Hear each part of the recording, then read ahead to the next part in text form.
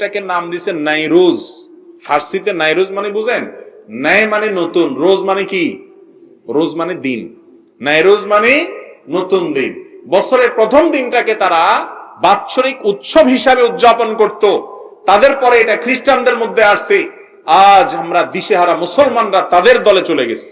তারা বছরের প্রথম দিনটাকে উৎসব হিসাবে, ধর্মীয় উৎসব হিসাবে উদযাপন করতো। আপনি বলবেন আমি তো এটা ধর্ম হিসাবে করি না। ভাই, এটা ধর্মের জিনিস। 31st নাইট উদযাপন করার এই সংস্কৃতি ধর্ম থেকে এসেছে। সেটা অগ্নি পূজকরা, প্যাগানরা, তাদের থেকে এসেছে। ইতিহাস খোলেন, পড়েন, গুগলে সার্চ দিলেও পেয়ে যাবেন। 31st নাইট পালন করা যাবে কিনা? মাশাআল্লাহ, প্রথম প্রশ্নটা একেবারে কমন পড়ে গেছে।